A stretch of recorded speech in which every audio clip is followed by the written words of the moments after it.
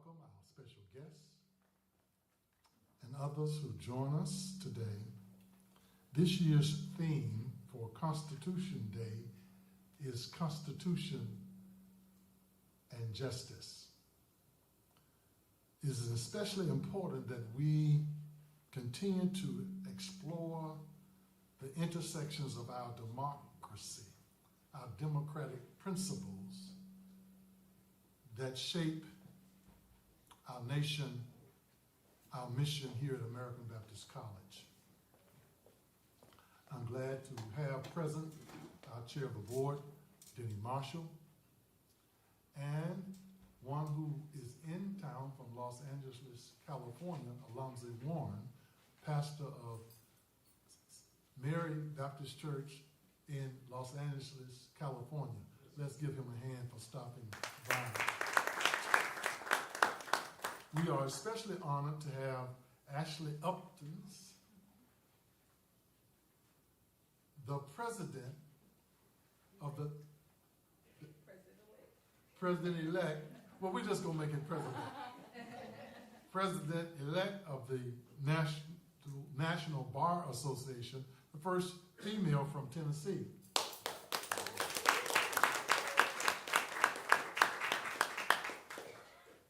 She will be moderating a distinguished panel that will be introduced later, who will have a discussion, and they will share their perspectives on how the Constitution shapes our fight for justice and equality. Other special guests will be introduced from the Women League of Voters, so glad to have you present as well. But this year's Constitution Day also coincides with National Voters Registration Team Day, a nationwide effort to ensure that every eligible American is registered to vote in time for the November 2024 election. This election could be one of the closest in history, with far-reaching consequences, not only for the presidency, but also for local races and ballot measures that impact our daily lives. Every vote counts, and every voice matters. In addition to registering to vote yourself, I encourage you to share information and resources across social media platforms, joining the National Voter Registration Team Day, which is today again, movement, to amplify our collective power to vote for change. Let's just give this National Voter Registration Day movement team a big hand. Some 400,000 women have organized and curated this day so that every eligible American citizen eligible to vote will be voting November 2024.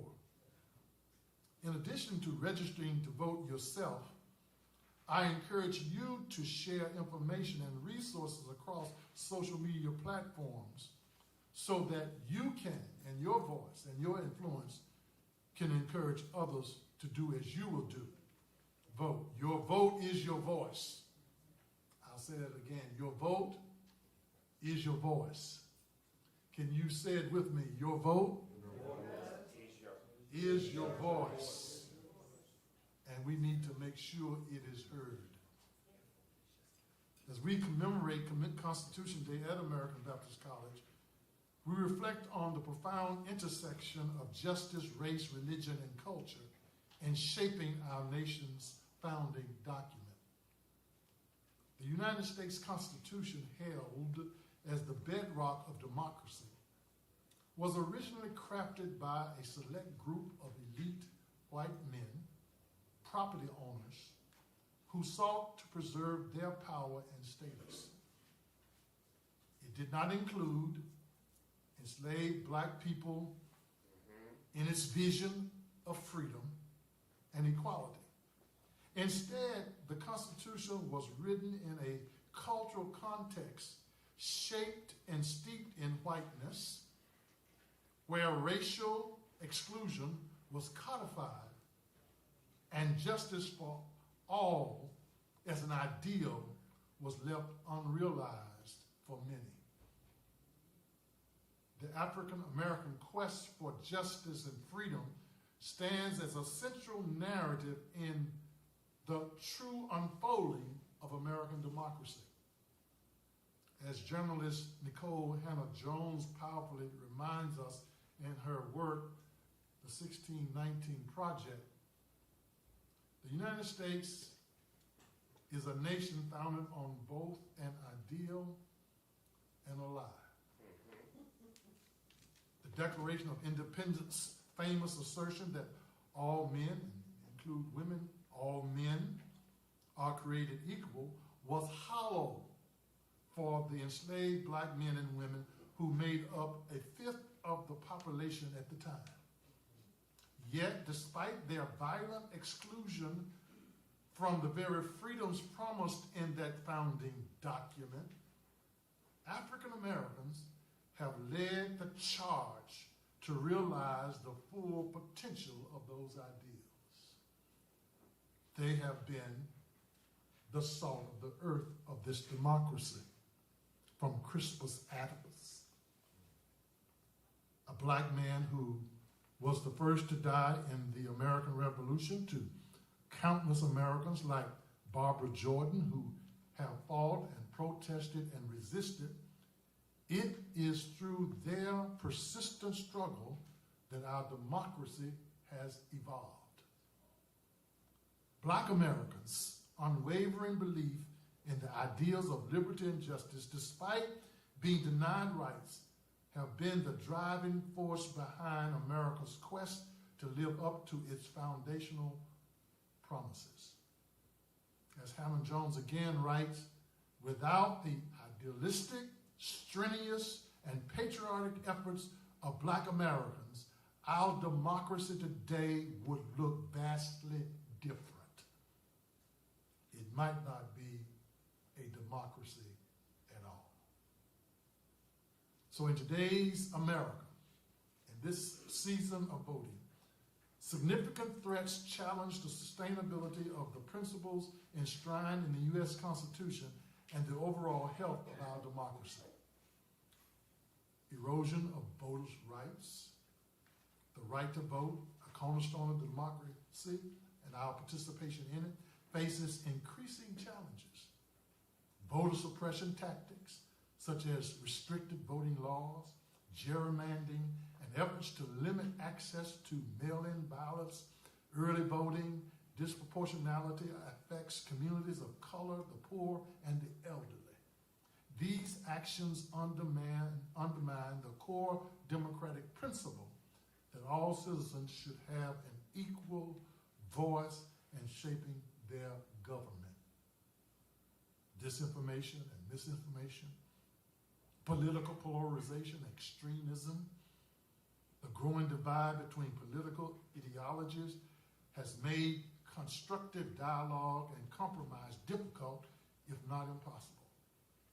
The rise of extremism, both on the far right and left, destabilizes democratic governance as it fuels hostility, delegitimizes opposing points of view, and encourages violence. This January 6th, that January 6th attack on the U.S. Capitol is a stark example of how this extremism threatens peaceful transfer of power and the rule of law. We must, going forward as we honor this Constitution Day, speak and voice our commitment to economic equality, doing something about the widening economic disparities, and particularly among racial and ethnic groups that undermine democracy by limiting access to resources, education, and opportunities necessary for full participation in society. racial injustice and systemic inequality, the persistent legacy of racial injustice in America continues to challenge the nation's ability to live up to its democratic ideals. These threats, collectively, and there are more that I could name, challenge the integrity of American democracy, making it crucial for citizens and leaders alike to remain vigilant in defending constitutional principles of justice, equality, and liberty for all.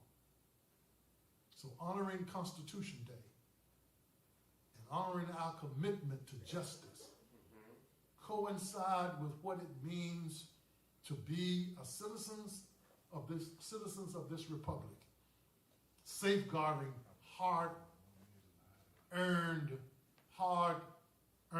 won rights.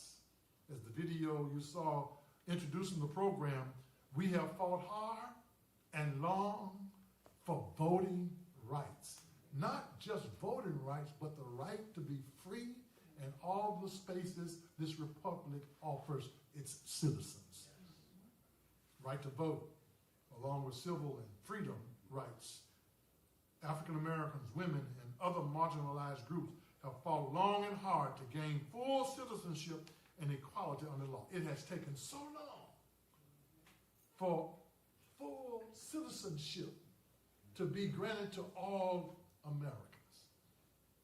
Creating a more just society is what our mission here at American Baptist College is, as it challenges us to have an educational platform for justice and education to marry each other in a way that we produce leaders who have a lens for justice and equality and advocacy and leadership in all spheres of society and social endeavors. Protecting reproductive freedom and women's rights, amendments and legal decisions affirming women's rights and reproductive freedoms are crucial to gender equality and justice.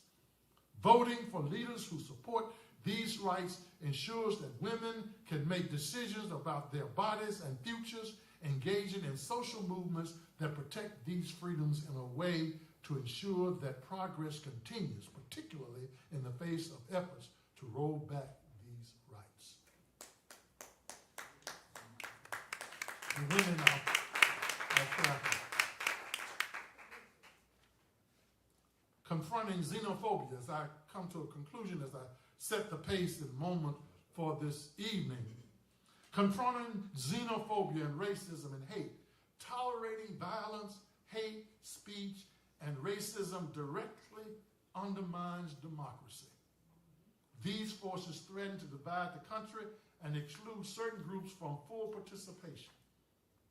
I call it participatory democracy that requires that people actively reject xenophobia and racism by voting for policies and leaders that promote inclusion and equality. Here at American Baptist College, we are nonpartisan. We don't tell people who and what to vote for, but we express a vision of justice that is inclusive. Doing social justice work is to challenge hate and stand in solidarity with marginalized communities that is essential for a peaceful and just and safe society. That is why we're having Constitution Day, building on a future for all. And as our Director of Institutional Advancement will come and introduce the rest of the program, I thought I would lay out this framework for what I hope the panel will engage us in discussion. For it is because somebody has believed in freedom. Somebody has struggled for freedom. Somebody has died for freedom. Somebody has sacrificed the ultimate gift of life, life itself, for freedom. And we cannot be tied to keep fighting for freedom and justice as this Constitution, as John Lewis and James Lawson recently said about John Lewis, make the Constitution come alive for everyone. Thank you for being here.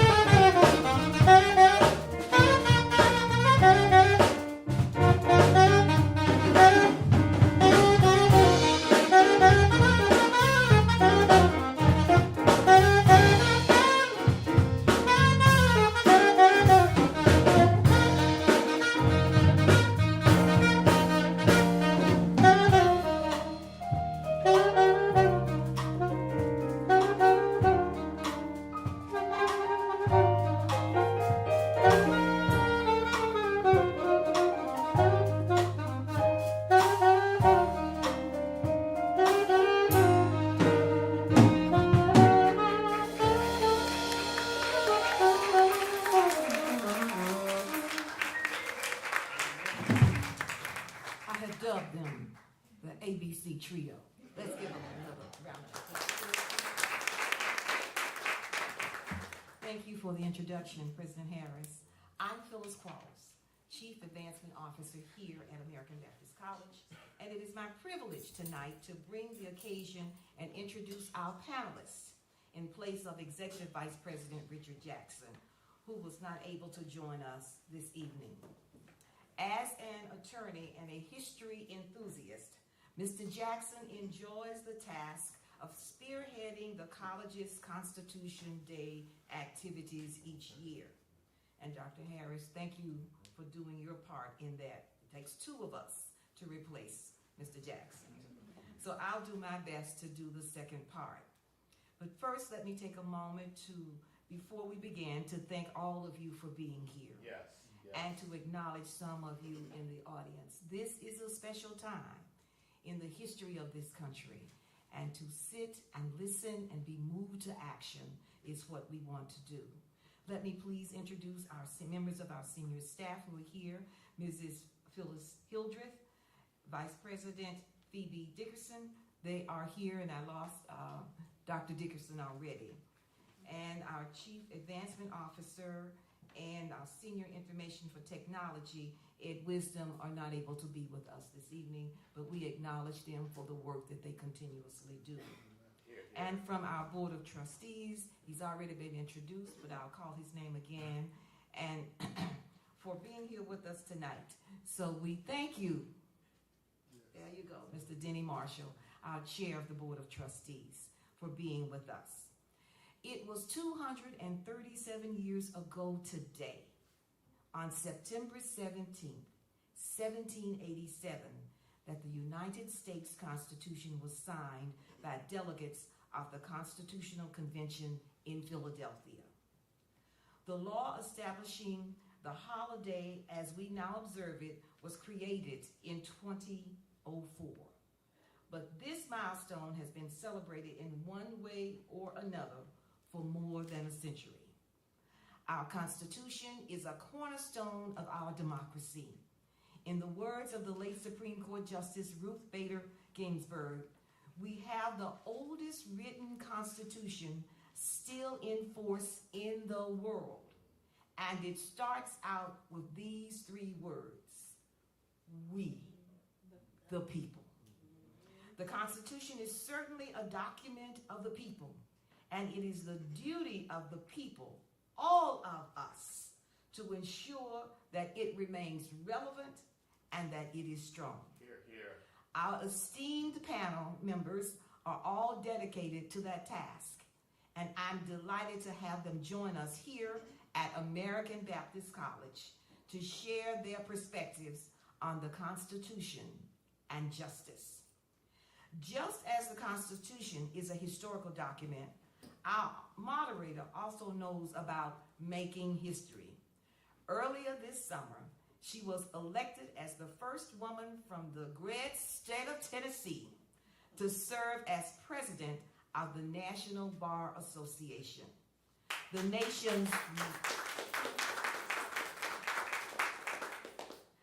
It is the nation's largest and oldest organization representing Black lawyers, judges, law professors, and students. She will begin her term as president in 2025. Let's do it again.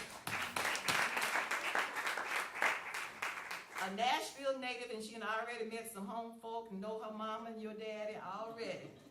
She earned her undergraduate degree from Vanderbilt University and her law degree from the Belmont University School of Law. She certainly made her hometown proud many times over, and we are proud to have Attorney Ashley Upkins here with us this evening. Thank you so much. Joining her on the stage are three individuals who are equally committed to preserving the rights of all Tennesseans and all Americans. Please stand as your names are called, then you may come to the stage. Ms. Kathy Stenback, Executive Director of American Civil Liberties Union, known as the ACLU.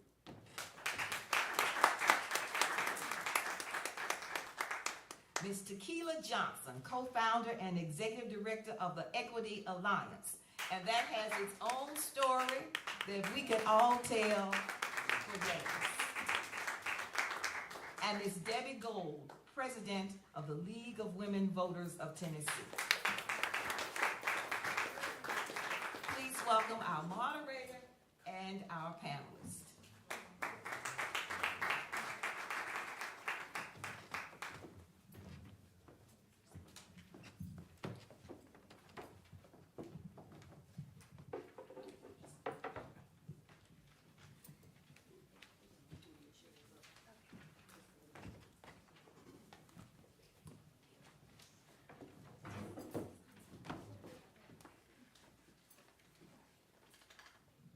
Good evening. Good evening. I'm so happy to be here. Anytime I do a lot of panels, I do a lot of traveling, but anytime I can be on a panel in my hometown, I'm always very, very happy to help. And so I thank you so much for having myself and the other ladies here tonight, and certainly Mr. Richard Jackson is very missed tonight. But let's turn to the topic of why we're here. First, we heard your names, we heard your titles. Tell us a little bit about your organizations. I'd love to start with Kathy. Can you hear me?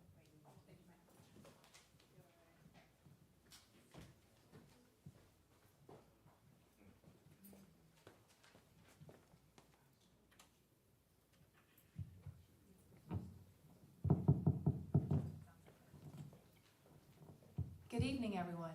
There we go. My name is Kathy Sinback, and I am the Executive Director of the American Civil Liberties Union of Tennessee.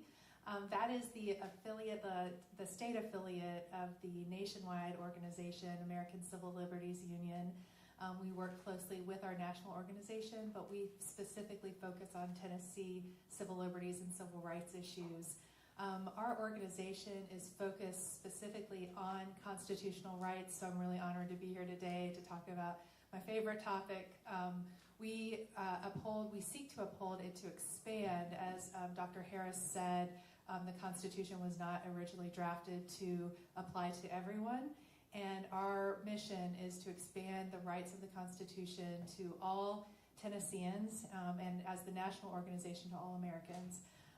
We focus on the Bill of Rights, specifically the first 10 amendments to the Constitution, as well as the 14th Amendment, due process and equal protection. So we deal with everything from voting rights to free speech and expression, racial justice, reproductive freedom, LGBTQ rights, and those are the main ones. We have a whole lot. And we basically work, we do things in 4 different ways. We do them through public education and narrative shifting to let people know about their constitutional rights. We also do litigation, and we do what's called impact litigation. So we don't represent just individual people. We use litigation to make large-scale change in Tennessee. So we challenge unconstitutional laws. We work on legislation. We have a lobbyist, a policy director who works on changing the laws in the legislature. And we also do community engagement or organizing. That's a new department that we have where we're doing mobilization, getting people out to make sure that everyone is active in their communities and trying to push for civil rights and civil liberties. So thank you very much for having me here. Now, next up, this next person I know I've protested with, and our organizations have partnered. So please tell the audience about Equity Alliance. Thank you, Ashley. Hi, everyone. Thank you guys for having me. Tequila Johnson, I'm the co-founder and CEO of the Equity Alliance and the Equity Alliance Fund. And our organization is a multi-entity power building organization. And what I tell people all the time is we do everything from grassroots to voter registration, to getting people out to vote, and to holding our elected officials accountable, which is where power building comes in. It starts with the vote. It stops with the policy change that we want to see. We do that work in several different ways. An easy way of saying it is we combine culture and creativity. We find unique, out-of-the-box ways to engage Black folk around politics, around civic engagement, around policy change, so on and so forth. So we are a newer organization. We founded in 2016. Since, we've registered over 500,000 people to vote in the state of Tennessee, which is huge. We've gotten hundreds of people elected, including all of my co-founders. I'm the only person that's not an elected official, and I don't want to be one. No, absolutely not. And I'm just excited to be here. We do a lot of different things. One of the things that I like to tell people that I'm most passionate about is I tell people all the time, we organize for Black people, but that doesn't mean we only organize Black people. We organize everybody around the notion of Black liberation. Yeah. Love that. So, Ms. Goulder up next. Tell us about the League of Women Voters Nashville chapter. And okay, this on. I'm Debbie Gould, and I'm president of the League of Women Voters of Tennessee. And we are a well-established organization. We were founded along with the 19th Amendment that gave women the rights to vote. But actually, we were founded 6 months before that in 1920 because the founders realized it's not enough to have the right to vote if you don't know what to do with it.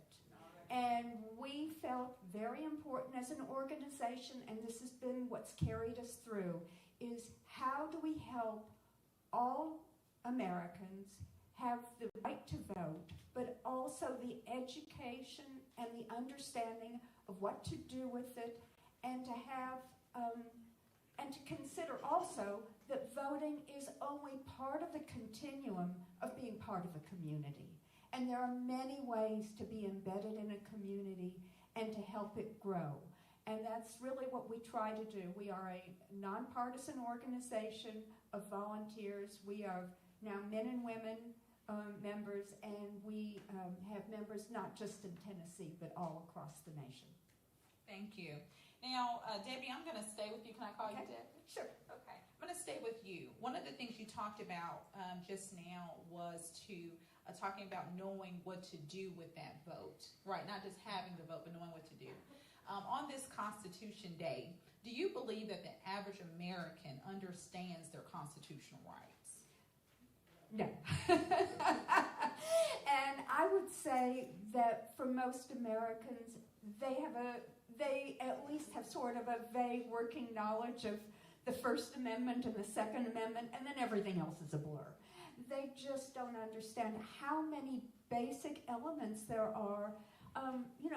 We look at, my perspective with the League is that the Constitution, and particularly the Bill of Rights, is our way of saying, I belong in the community. I am part of the community, and this is part of the social contract. So, I think that there's an ongoing need to help people understand what's included and where their rights begin and end. So it's funny you say that. Earlier today, I did Constitution Day with 2 local schools. And, it's funny because the one thing that they all knew was freedom of speech. They knew that right.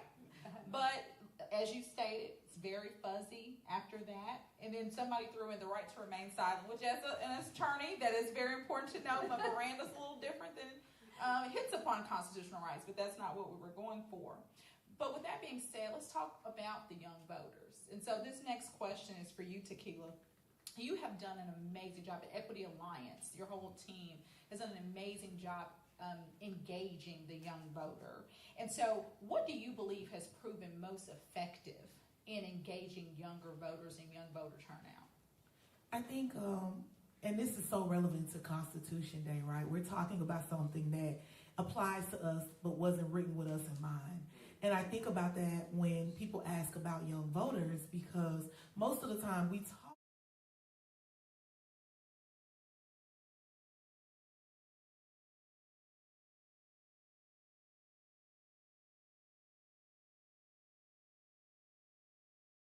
or the places that you see us, we actually hire them and we train them to be the change that they need to see. Because I am unfortunately no longer in that generation. I'm, a few years away from 40, and what I realized a couple of years ago when I went to TSU was like, whoa, things have changed. Like, I'm not speaking the language anymore. They do not want to hear what I have to say. And so what I did was I said, how can we begin to empower young people, students, to see themselves in the process by participating in it, right? Participating in it, not just saying, go out and vote, because most of the people that we're asking them to vote for don't really reflect their values, but how do we get them to see themselves in the change? Because I believe that is how you actually make change, is by being a part of it. And I'll throw this in. It's not on anything I provided. I was talking to someone earlier about this. In New Jersey, they have lowered the voting age in certain elections to include 16 and 17-year-olds so that they can vote in the school board election. Because, who does that affect more than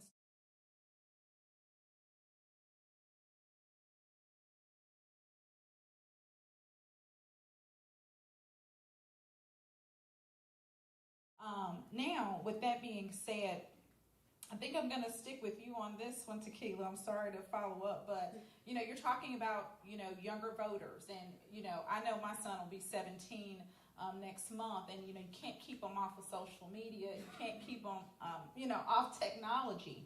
And one of my concerns, and many concerns, right, is this misinformation, right? You've got AI for all it's good. There's a lot of misinformation that goes on. You have a lot of technological innovation. What do you see, including AI, as a way to enhance voter participation? I've seen you all engage technology in getting the younger voter turnout and voter turnout overall. I'll be honest, and I'm a millennial, and we're on the cusp of, we were the Facebook generation. We kind of kicked this thing off, but I dislike social media.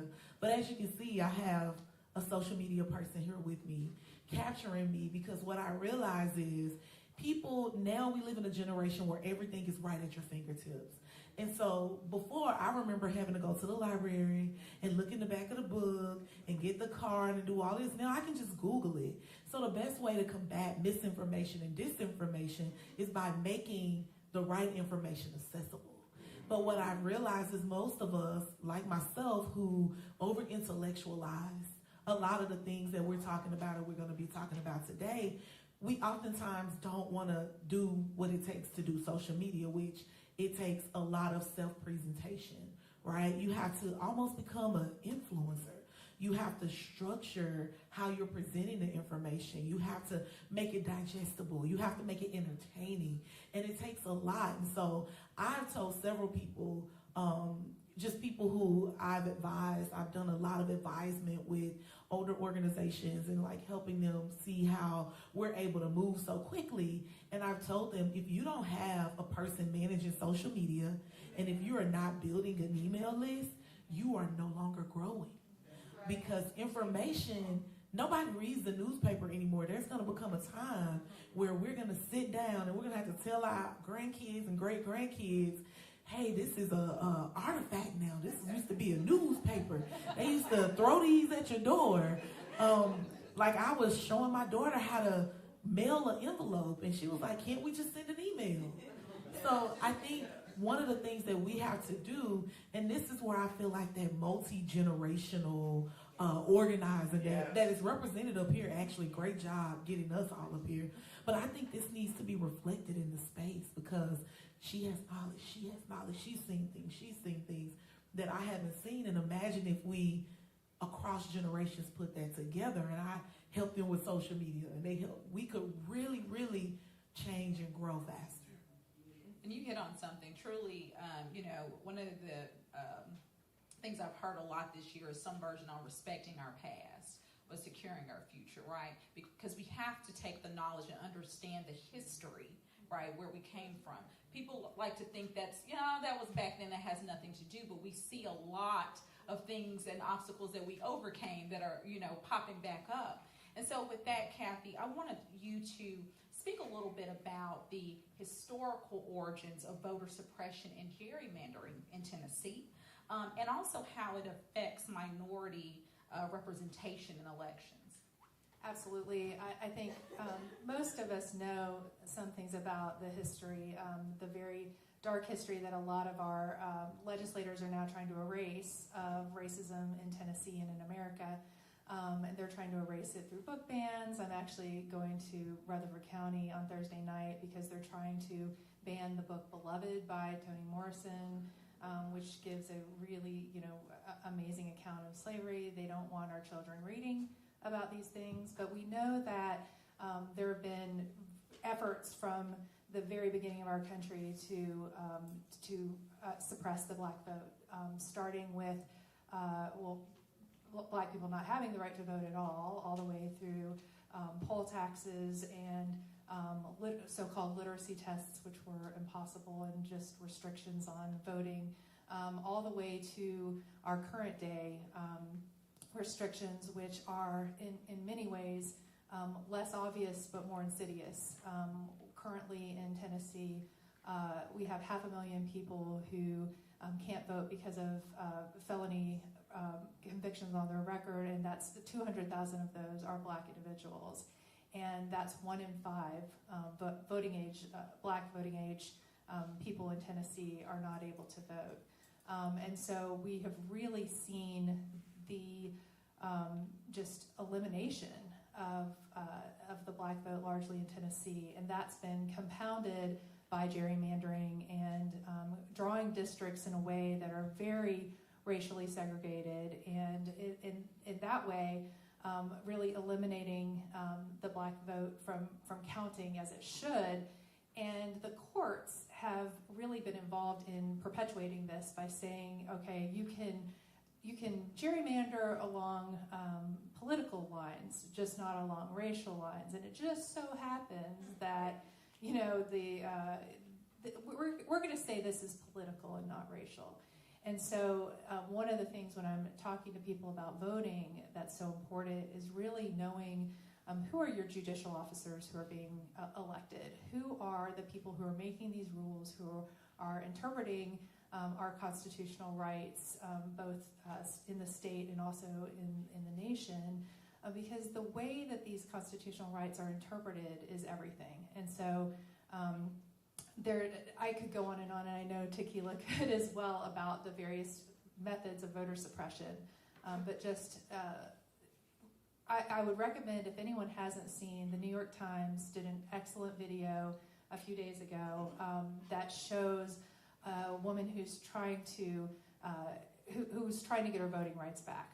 And she is a community activist, leader in her community, and it shows all of the restrictions that people currently have to go through to get their voting rights. And the New York Times said that Tennessee is a masterclass in undermining democracy. Yeah, and we've also been found in studies, national studies, to have the lowest amount of democratic equity in the country, and so. So turning to that, and I'll turn to back to you, Debbie, with the League of Women Voters, right? I'm sure you've seen the criminalization of assisting folks at the polls, and this is going to get ready to keep on. I'm turning to you with the same question. How is that affecting underrepresented communities? Well, one of the things that we've seen over and over again is that there are small impediments along the way that are put in the law.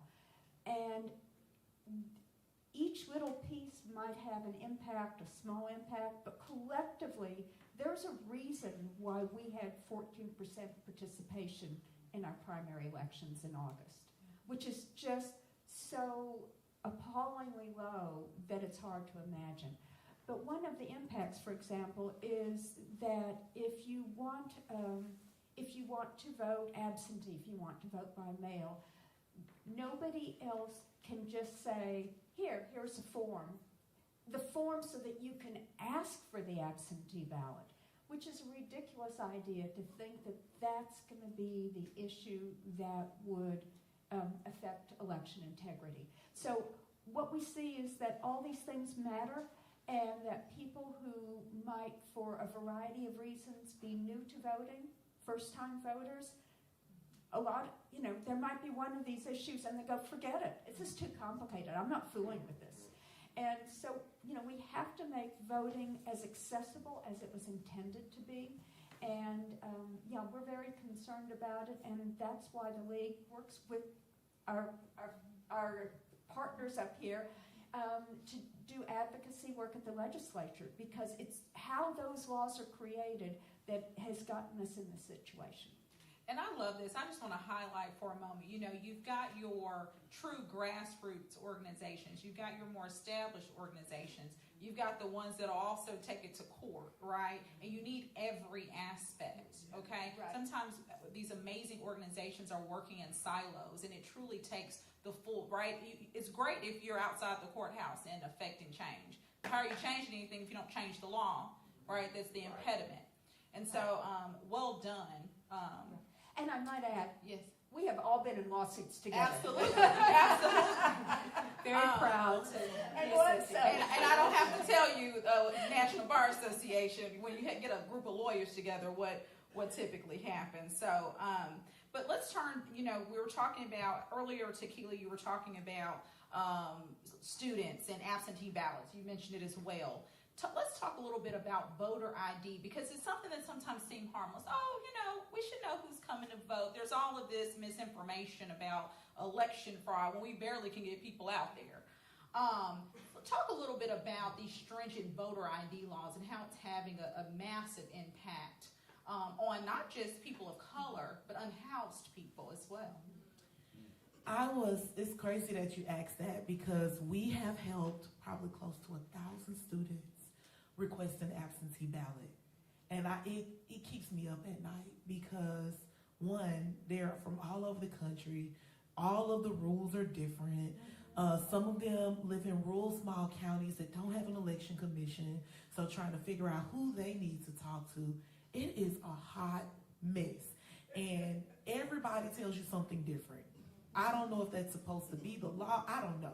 I'm not a lawyer, but I feel like if it's lawyers that are creating these rules, I could probably just be one without going to school, because none of this makes sense to anybody.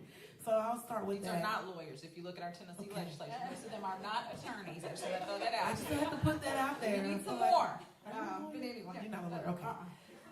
What you asked me again? That's okay. You were hitting the Oh, voter sorry. ID laws and So yeah, you mentioned the legislator, and my mind went downhill.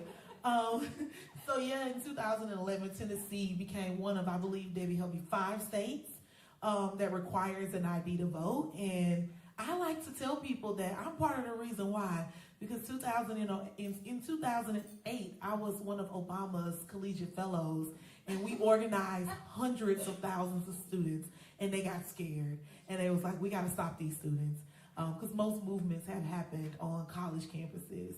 And it's hard because students don't know what to do. We don't necessarily know what to tell them, and they have made it so difficult and so convoluted that it's almost impossible to get a student to the polls if it's their first time voting. I mean, I've heard several different things, and Debbie, and please feel free to help me, but I've been told 2 different things. I've been told that they can call and verify their identity over the phone, because when you request an absentee ballot, your first time voting has to be in person. And so I've been told that they can call, but then we've called some places and said no. They've said, no, you got to show up in person. So I've been told that, but then we've called some places and they said, all right, we got you down. So it is truly a process where students, if you can use your gun license to vote, students should be able to use their student IDs to vote. Yes. You should be able to use TSU, for example, is a state school. If the state feels like people are, falsifying IDs, then they should officiate that ID process and not use that as a way to stop students from voting. Absolutely. And I'm happy to report the local bar association here, Black Bar, Napier Luby Bar Association, registered between 150 and 200 students, helped them get their absentee ballots. Let me clarify that. Just last week. And so, the work out here is being done, and we are certainly partnering across to get folks as engaged as possible. With that being said, I'm turning this to Kathy. I'm going to throw 2 questions at you before we wrap up, because I know, we're nearing our end. There was a pretty recent Pew Research poll that indicated that the U.S. has one of the lowest voter turnouts among advanced democracies, 31 out of 50, when they looked at a number of countries. What factors do you believe contribute to this? And should voting be made compulsory, such as in countries like Argentina or Australia? Thank you. I had a little preview of this question, and this was probably the most interesting and challenging of the questions that I was thinking about, because I had never thought about the possibility of making voting compulsory, making it mandatory. You know, I had a lot of time to come up with these questions. When you have really smart lawyers writing the questions, that's never good. But, you know, that was fascinating to think about, because I think not only are we amongst the lowest of countries in voting turnout, but in Tennessee, we're, I think, either 49th or 50th. You'll tell me. Yes, 51st in the country in voter turnout, and so it's especially bad here. But there are a lot of different reasons, and you know, I don't think there's one reason. I think that people, unfortunately, a lot of people don't feel like their individual vote makes a difference, and I'm not sure if that's because of just feeling like the people who are up for election don't represent their values, or some people are really turned off by the Electoral College and feel like their individual vote doesn't matter because the popular vote doesn't matter. There's all sorts of reasons. But when I was thinking about, and also the voter suppression, that's the number one reason that people don't vote, because of, as Tequila was talking about, the hoops that people have to jump through to even cast their vote. And that, especially in Tennessee, that our legislature continues to make it harder and harder. And I will say, we are nonpartisan as the ACLU, but I would encourage you to not vote for people whose priority is making it harder for people to vote. I think that is a big indicator. If they don't want people coming out, that's one of the reasons why I think a lot of our legislators were elected by very small parts of their constituency and don't represent the voices of their constituency. So we need to elect people who want to expand the vote. But in the terms of compulsory voting, I looked up, Australia actually gives people a fine somewhere between $50 and $75 for not voting. That's and right. You have to give a reason for why you didn't vote. And unfortunately, while that seemed really tempting at first, thinking about it, how it would be applied just like a lot of our other discriminatory laws, where it is used to punish and further disenfranchise the poor, who are, you know, disproportionately black and brown voters, and it would be used in Tennessee, I do not trust that it would be really fairly implemented. And implementation is key, right? But something else to think about, there's another argument that goes, sometimes you're unhoused, and the people who cannot afford that fine are more likely to go vote, okay, versus somebody that can easily pay it. So it may be, you know, the ultimate level, or maybe not. I've always found voting, of course, look, as we stand now, it would not, right? But it's just something to think about so that we ensure all the voices are heard. I'm certainly not a proponent at this point, but there's something that needs to be done right now. I think we can all hopefully agree that there is a problem, and we the people that starts the Constitution. The more and more that voters are disenfranchised, the less and less those words mean. And so, turning to something that you said, Kathy, you were talking about the Electoral College and the popular vote, and at least in my lifetime, we've had two different times that at least at the presidential level, the person with that won the popular vote was not the ultimate candidate. Is it time to do away with the Electoral College? I think it is, and I would love to hear what my other two panelists think. But I definitely think that we need to go to the popular vote. I think that one person, one vote, people need to see that their vote matters.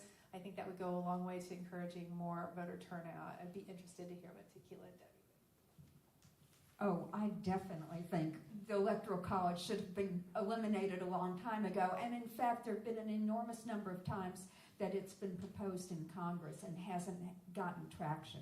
But the fact Wonder why. Yeah, exactly. But it is definitely a factor in Tennessee. I mean, let's face it, looking at the people who will be for the Electoral College in Tennessee, we already know the outcome. And that's a very discouraging thing for people to feel like their vote makes a difference. And I still do think it makes a difference. I think it's important to show that there's a huge differential between a popular vote and an Electoral College in some states.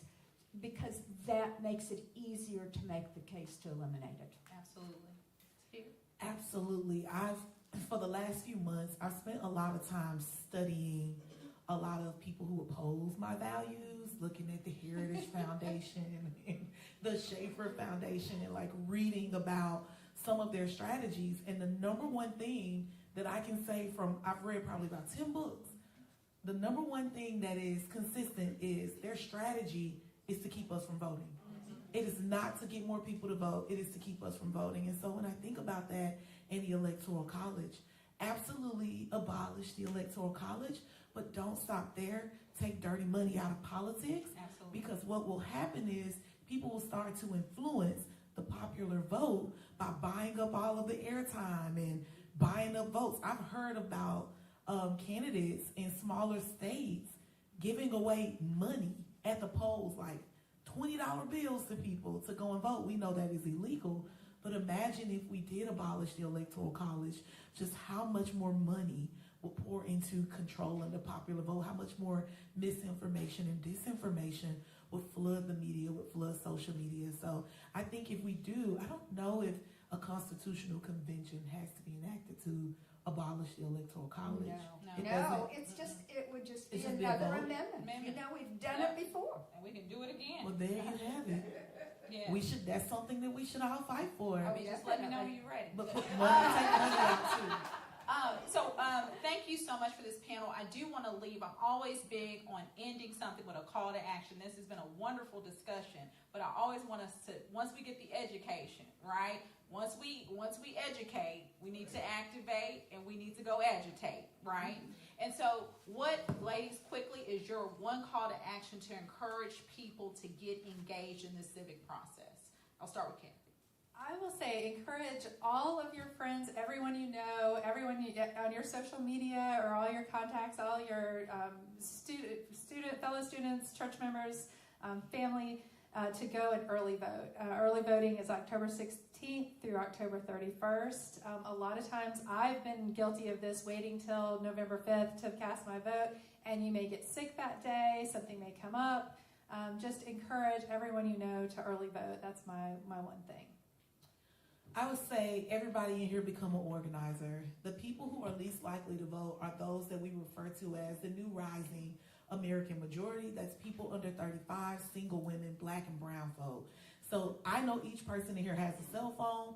Look through your phone, find 10 people who match that, fit into that category. Text them right now and tell them, fill this form out. Don't give them no question. And every step of the way, when it's time to early vote, text them during early vote. If each person in here just got 5 people, text them the voter registration link right now, because the deadline is October 7th. October the 17th, text them and say, hey, we about to go early vote. Meet me at the polls. We're going to go hang out at Sweats afterwards. Whatever you say. If you did that, if everybody did that and had a conversation with their immediate circles, we could really put a dent in these elections. So we all know what the Taylor Swift effect can be in getting voter registration, but the interesting thing is there's a lot of data that says the most effective people in getting someone to vote is a friend or a relative. It's those personal connections. So bring somebody with you when you go vote, that first-time voter who's just nervous walking in the door, and it'll really make a difference. And I'll say, we at National Bar also have election protection efforts, but what I tell people is do your own phone banking, which is essentially what you just said, right? Go in your phone, wait till the day of, because you know how people forget, call on before October 17th. Are you registered? Put your alarm again, call them on each day. You will be surprised, and talk about it early and often. Whether you're at church, whether you're at the cigar bar, wherever you may be, the reality is have the conversation. You'd be surprised how people you think are not remotely paying attention actually do. And so thank you so much. Voting matters, right? Certainly we were able to recently get the first Black woman civil circuit court judge elected in Davidson County. She's sitting now in the back. Judge Stephanie Williams. And again, nonpartisan, but we want to get you engaged. And so getting engaged makes the difference. And so thank you so much. to the American Baptist College for this very important conversation and for us having such a robust conversation. Thank you.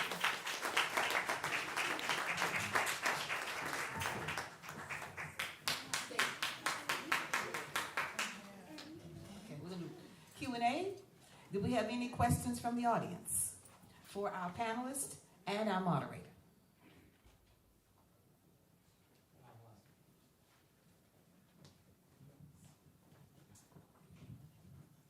So with the issue of gerrymandering being such a issue, do you see any way that could change or going to change at any time in the future?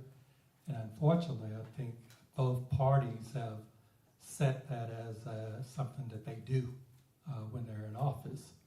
So do you see Tennessee coming out of this anytime soon, where the Democratic Party can have some substance again? I'll start that in my nonpartisan voice, okay? So what I will say is that, populations shift. And there's a really good chance that there will be another congressional district in Middle Tennessee by 2030. And so I think it will be that opportunity that might actually shift things a little. But gerrymandering takes a long time to undo.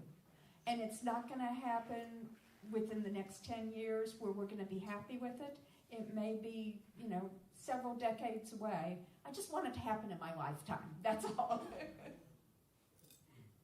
To add to that, just briefly, one of the things we have to bring litigation, right? That's something that happens. I'm sure you heard about what went down in Mississippi. Sometimes still the courts are not in your favor, but that's why it's important to, again, it's a process, right? You've got to have the right judges. We're sometimes so reactionary, right? We're talking about reacting to things instead of thinking 10 years, not 5, 10, 20 years ahead and following the playbook as a people. And also we have to answer your question, we also have to make it clear that we will not elect you if your part of your position is gerrymandering, right? I think we have to have that conversation as well for the people that we elect. I think there was another question.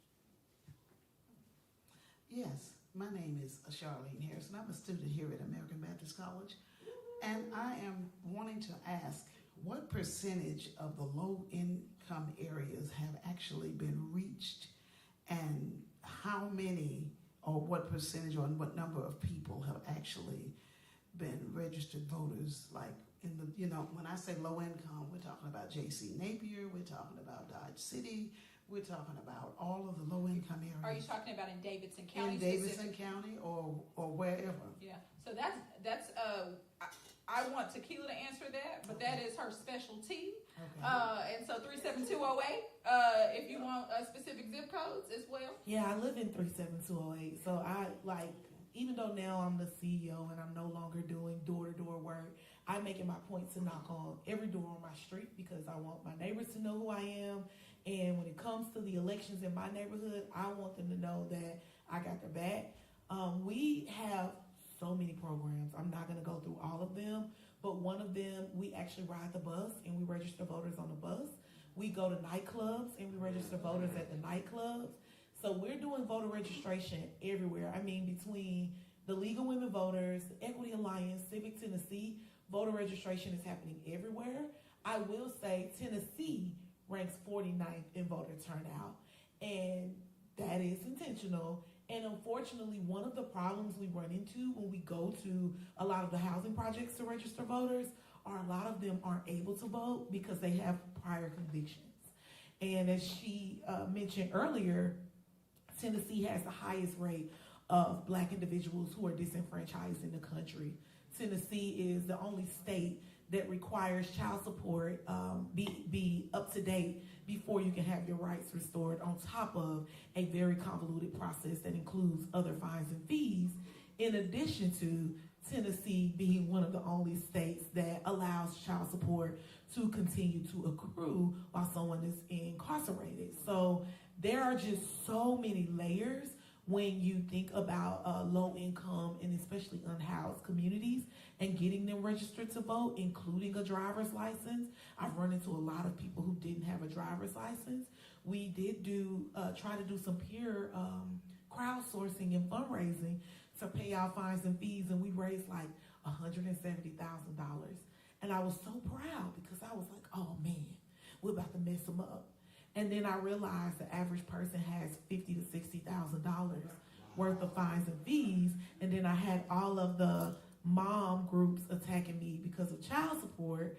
So it's a lot. Tennessee, I don't mean to sound discouraging because we are like chipping away at it, one person at a time, one vote at a time. We are working in coalitions with several other people, doing it in several different spaces. But Tennessee has done a number.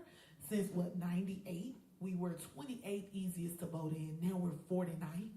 Tennessee has really done a number at dismantling democracy in our state. And I just want to add to that, particularly 37208 has one of the highest rates per capita when you compare it to the population and felon, right, convictions. And many times they're nonviolent. It's simply that people got to get back to work and they'll take whatever charge and they don't have the money for an attorney. There's a number, again, like Tequila said, there are layers. I do want to throw something out there, though. So some years ago, I bought a bus, gutted it, and it was Wheels of Justice is what I decided to call it, Music City Wheels of Justice. And so we parked outside of Willie B's at the time, and Slim and Huskies was right across the street. And so what we did was we tried to combine the expungement clinic, right, because so many people don't know. So expungement clinic, after you get your expungement paperwork, meet us back here in a couple weeks. So that you can go ahead and get registered to vote. And so it's also taking the time to say, hey, again, peel back the onion, peel back the layers. And I will say Judge Rachel Bell does one of the largest expungement clinics in the state. I know it's for Davidson County. And so, exactly, and 37208 specifically, to allow people to come to a church just so that they can first get that in order, right? Because we do need our babies paid for.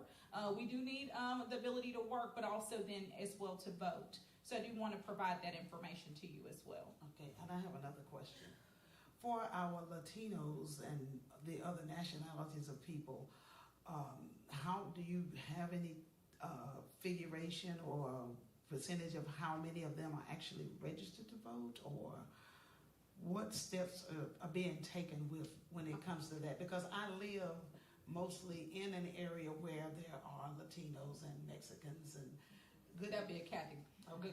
I don't have a number on the people who are registered, but I will tell you that one of the things that ACLU has been involved in recently with voter suppression, very recently, was the state election commissioner sent out a letter to 14,000 people who were immigrants, many of whom had been recently naturalized and were citizens able to vote, sent out a letter saying you have to come show your passport in order to be able to vote, which is completely untrue and illegal voter suppression and was very scary to a lot of people. The largest number of those letters went out in Antioch, in the Antioch area in Nashville.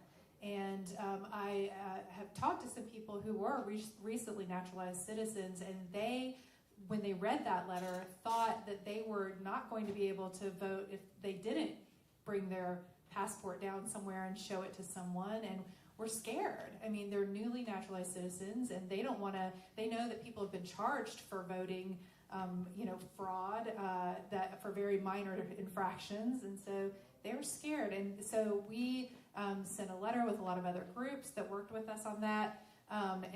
We were able to get them to reverse course and send out a corrective letter. But by that point, a lot of the damage is done. And so I just wanted to make you all aware that there is a lot of active voter suppression going on towards that immigrant community. I think that's all the time that we have. And so I really appreciate the conversations and the questions. And certainly you can see any of these ladies, I believe, time permitting after the program. So thank you so much. Let's give our panelists a round of applause. We thank you. And now welcome to the podium, a 2023 graduate of American Baptist College. And you all may stay there if you like. We'll just be a few more minutes. Brittany Fitzgerald Hill, who's going to do our centennial message.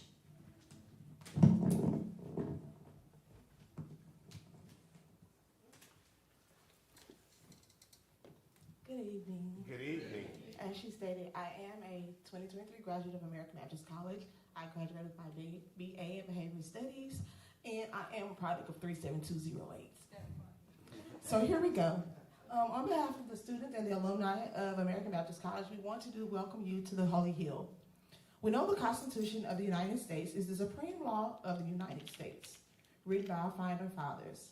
It has been in our foundation from 1787 to now, 2024. It has also been a light for us to guide. It is a document whose interpretation has been deliberated and argued before all courts for years, including mock courts and law schools and other opportunities. Yet, it is clearly a document of, for, and by the people. Here at American Baptist College, we undergird our learnings through the SEAL Initiative, social justice, equity, advocacy, and leadership. And this is supported by the meaning of the Constitution. From the establishment of this place of learning in 1924 until this day, as we celebrate our 100 years of excellence, we have been an institution devoted to fight for freedom and uphold the Constitution for our rights and a future with liberty and justice for all. Let us live the work for freedom in all that we do and as we say. And again, I'm Brittany, and I'm an alumni of American Baptist College, and this will be our centennial message.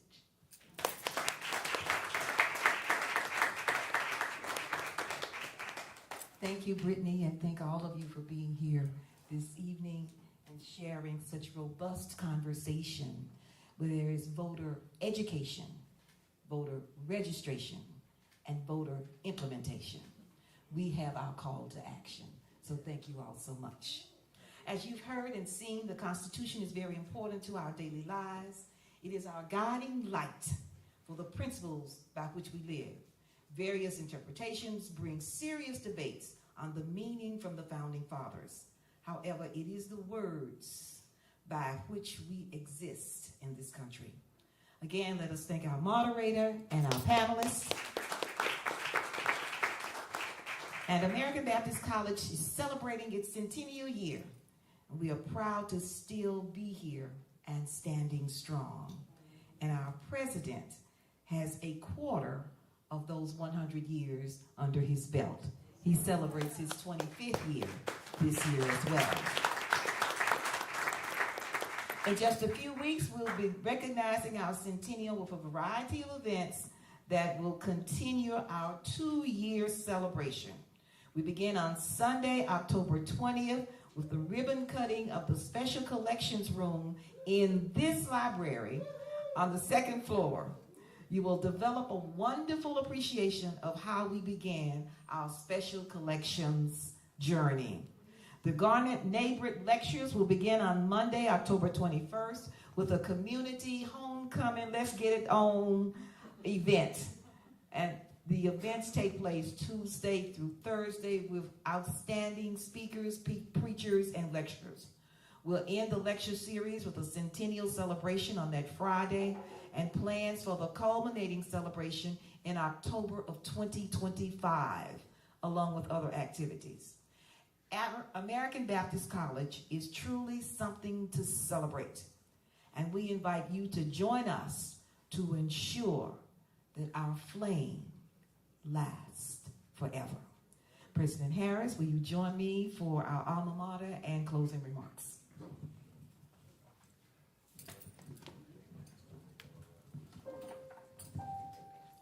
She didn't invite me to sing an alma mater. So Ms. Harrison and those who have eloquent voice and know how to raise the key. The flame that lasts forever is what we say about American Baptist College. The flame that lasts forever. Thank Institutional Advancement and for this panel as we stand together and Ms. Harrison, others come to lead us in the alma mater. Voter participation, voter registration, voter instrumentation, voter education. Let us sing.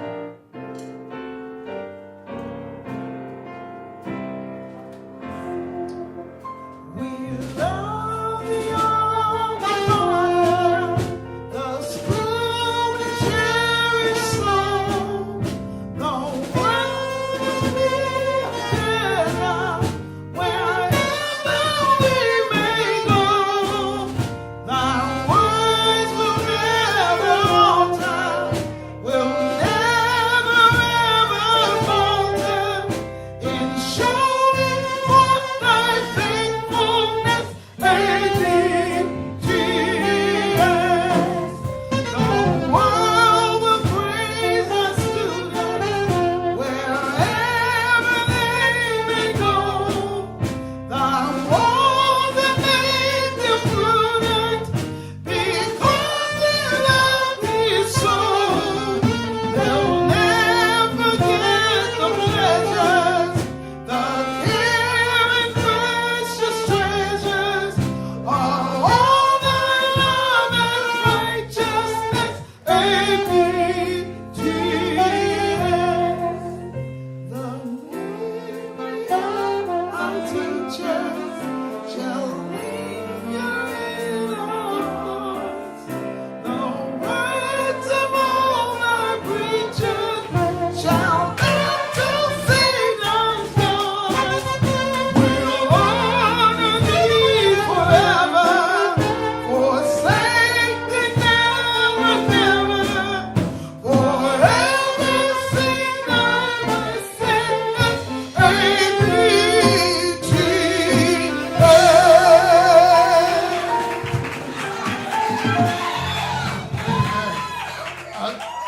Did you see me in King? Did you hear me in King? We hear me in King. God, we thank you. God, we thank you. God, we thank you. God, we thank you for this amazing moment and amazing power and spirit expressed through our human agency to talk and discuss how our voice shall be heard as we vote for justice, for love, for liberation, and for a society where all humans flourish. For it is in your spirit we dismiss ourselves to the voting booth. Amen. Amen.